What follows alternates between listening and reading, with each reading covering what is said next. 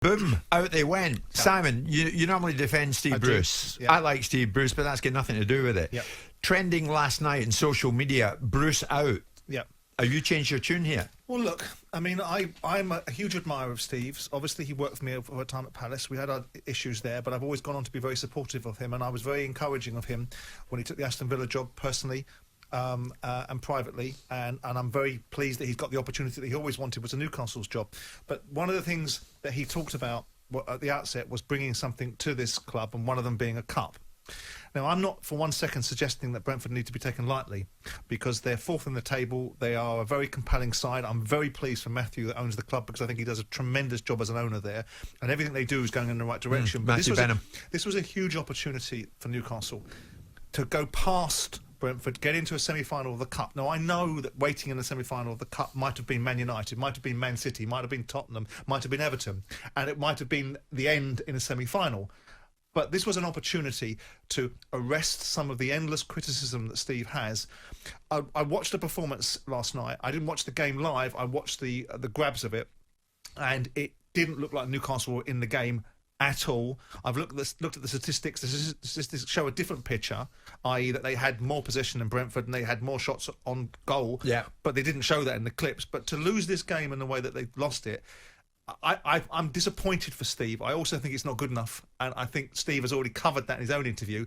But he's opened the door now for a segment of the vociferous Newcastle fans to say this isn't good enough, this isn't good enough, this isn't good enough. Because quite frankly, to lose a quarter-final of a League Cup to Brentford, irrespective of how good Brentford are in the Championship, is not acceptable for Newcastle. As far as I can tell, the Newcastle fans, who are the ones that were going week in, week out before COVID hit, and the ones that watch every minute of Newcastle United, are bored, right? And I don't know about you, like if you watch 5 Newcastle games in a row, you're not entertained. No, but they have been for some time now, haven't they?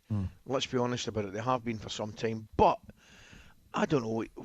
With greatest respect, what do they expect? Did it a flick of a switch and all of a sudden they're going to turn into Leeds? That's what the word I was looking for. That was the team I was looking for, actually. Never mind the word. I don't think so. I've got to be honest here. I have to say I'm a Stevie, Bruce fan in terms of. He was Rafa came in and Rafa did fine, and then I think Brucey steadied the ship, improved. I think the signings will make a difference. I really do. Wilson, Fraser, boys like that. I'd see an improvement. I do see an improvement in Newcastle. So the criticism that you would get there from Newcastle fans is that you are part of a media mafia, Ali, who are all friends with Steve Bruce. Now, anyone who's met him knows he's one of the nicest people in the game. So they would say you're defending him because you like him. No, I'm not actually. I would defend him for the reasons that I've given. I just think a couple of good signings, 2-3 good signings have come in, and I think they will make a difference.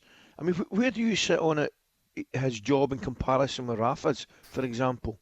Because I think he's not. I think he's probably improved the side. I don't like being asked these difficult questions at this time of day, Ali. But what I would say is if you sit and watch enough Newcastle games, you think, I'm not having a nice time, we were talking yesterday about, and I know Leeds are a bit of an outlier here, right? Because they play this incredible, who knows what's going to happen in football, but it's not an easy watch, and you're right, it's not easy in the Premier League, and you come up against teams that are better than you, so you have to defend more than attack, but it is hard. I sympathise with Newcastle fans. At the end of the day, he's given them stability in the Premier League.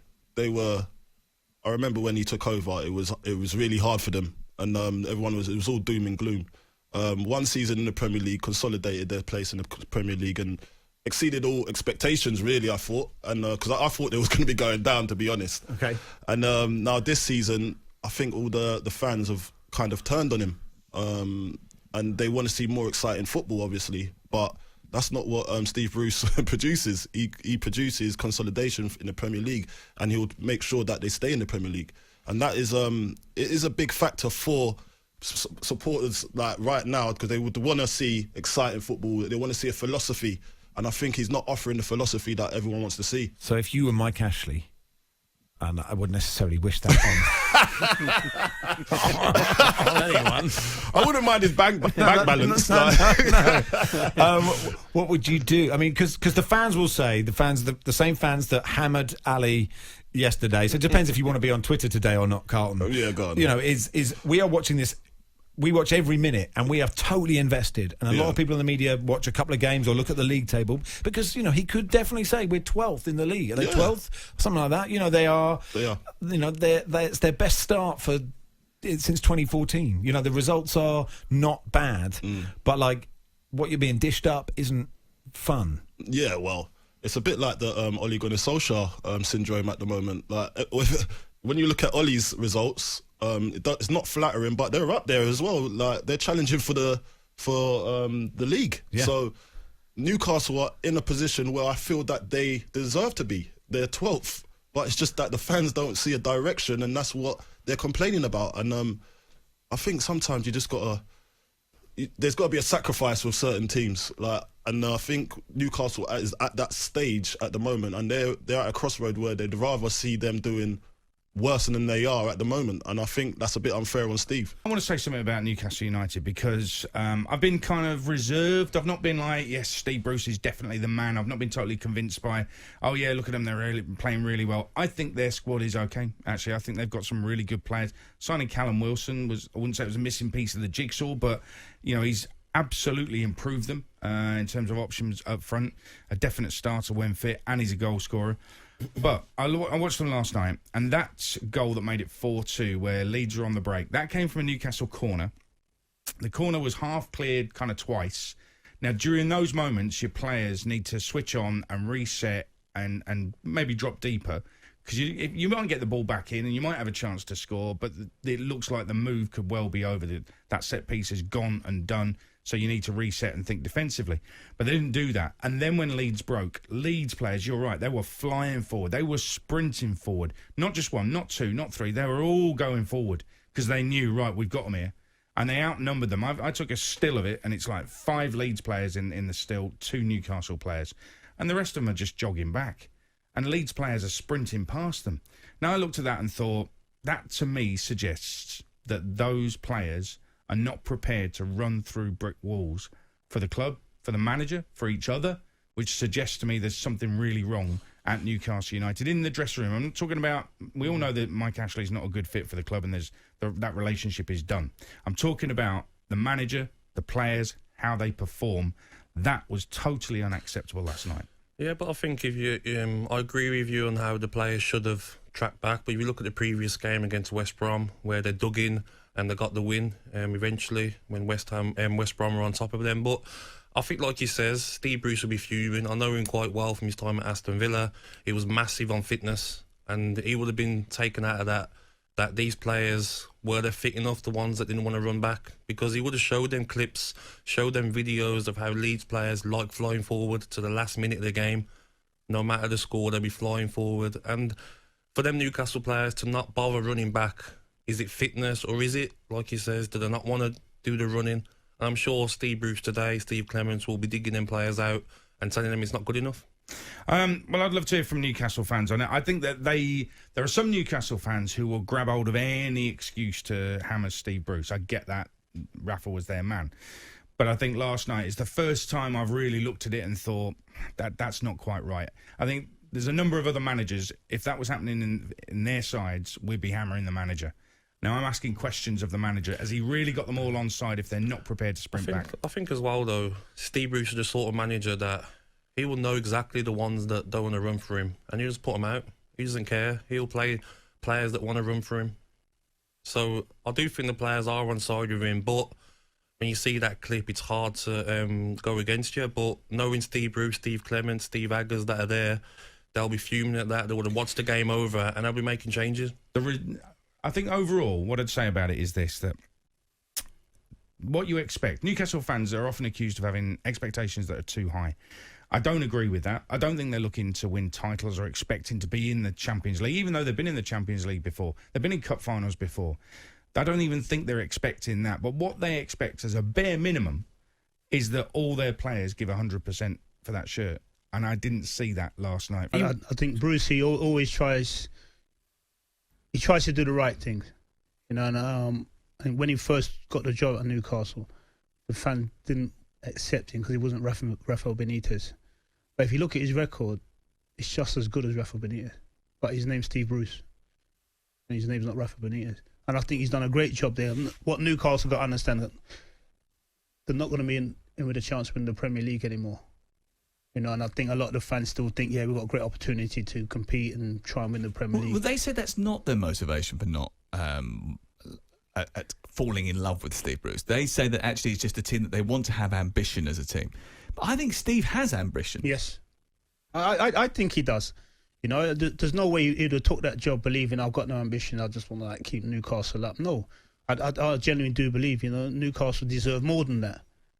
You know, and I think Steve would try and take Newcastle as far as he can do, considering, you know, the funds he has and what kind of players he can bring into Newcastle United. John, I stuck up for Benitez when he got a lot of stick, when he was setting his teams up not to get beat by the bigger team. I think from memory there was a game against Man City where Benitez set his team up just to lose 1-0 or 2-0, and Newcastle was struggling at the bottom. And you say to people, no, you don't want to get beat 5 or 6 because your confidence drains away. Yeah. You know what I mean? As a manager, you go, if we only get beat 1, so you say you've held Man City. The thing with Benitez is I don't think he actually got more expansive against the teams that you could go and take on, you know, like the middle and bottom tier.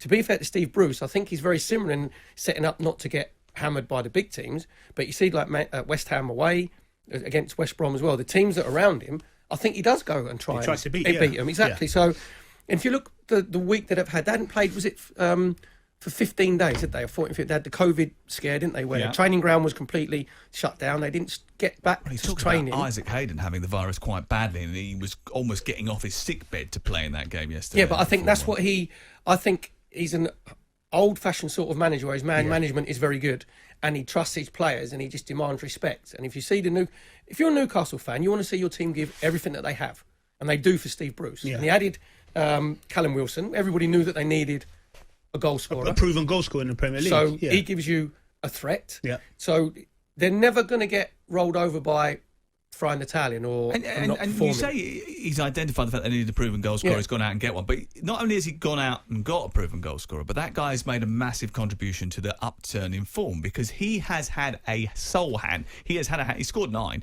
Has he scored 9? Been involved, I think. He scored 7. He's been involved in 9 of their 14 goals. That's a major sort of contribution to the way that they play. Of course it is. And I look at this as well. You got to be a real good salesman as well to get players like Wilson to go to Newcastle. Newcastle's steeped in tradition. I was fortunate to play for the club. It's a fantastic football club, but it's not now what it was back when I joined Newcastle on the crest of a wave, and you know a lot of money is being spent on players to try and propel them forward to try and win the Premier League. Hold on.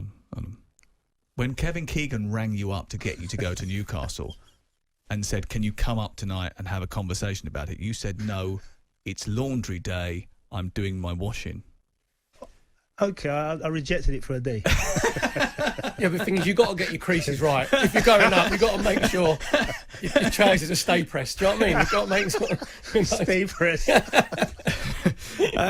But, you know... Ultimately, I feel a little bit sad because I think this could be a great thing for Newcastle if they could bring themselves to get behind Steve Bruce. And the reason I say that is because they had Alan Pardew and he took him to Europe and they weren't happy with Alan Pardew.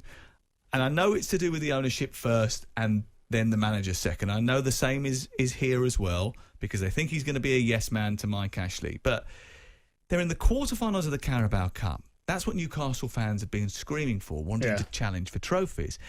They're halfway up the league. They're higher than Arsenal in the league. You know, they're not playing particularly... That's the second reference. They're not playing particularly brilliantly, I know, but they've got loads of points, 17 points. And he is, whether or not you recognise it or not, I know he was a former Sunderland manager, but he's a Newcastle fan. He's one of them. He's one of theirs. He loves the club. He's so proud of having... the job. I know that he turned it down 17 years ago when circumstances didn't quite fit his own personal life. But are you going to hold that against him forever because he didn't take over from Sir Bobby Robson when he was offered the opportunity? Or do you just want to actually recognise that you're one of the only clubs in the country that have got a fan in charge. Yeah. And the others at Sheffield United and to a lesser extent, he was just a great player and ended up being a fan, Frank Lampard. But apart from that, you don't really get that authenticity in the managerial position very often, do you? No, he knows what it means. Yeah. To the Newcastle, because when you go, you've played. When you go there, the whole city revolves around Newcastle United, Yeah. because it's one of the few. Before I'd been there, when you play, you go on the coach, and you go on the coach. You don't see what's going on around. You just get. But when you actually go, it's basically right in the middle. It looms it's over right the in city. Exactly, it's right in the looms city. over the Right. city, yeah. So, the mood of the city is the mood of the football club. That's how big it is.